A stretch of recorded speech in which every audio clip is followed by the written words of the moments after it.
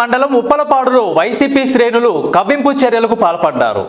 TDP ఎన్నికల ప్రచారాన్ని అడ్డుకున్న వైసీపీ కార్యకర్తలు లావు శ్రీకృష్ణదేవరాయలు, డాక్టర్ చదలవాడ అరవింద్ బాబు ప్రచార రథంపై రాళ్లతోటి దాడి చేశారు. గ్రామంలో ప్రచారం చేయకూడదని వైసీపీ జెండాలు ఊపుతూ అడ్డగించారు. పోలీసుల జోక్యంతో వివాదం సద్దుమణిగినట్లు తెలుస్తోంది.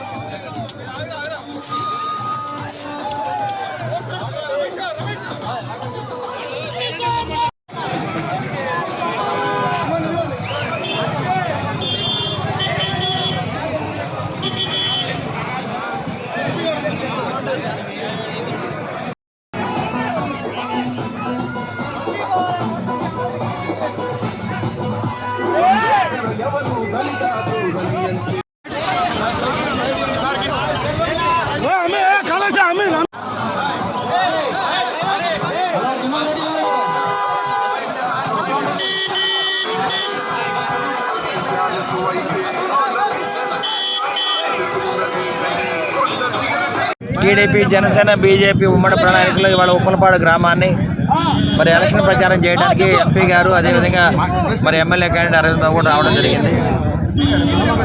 మరి ర్యాలీ అంతా కూడా చాలా ప్రశాంతంగా ఉంది. మరి ఎమ్మెల్యే గోపిరెడ్డి శ్రీనివాసరెడ్డి మరి ఇక్కడ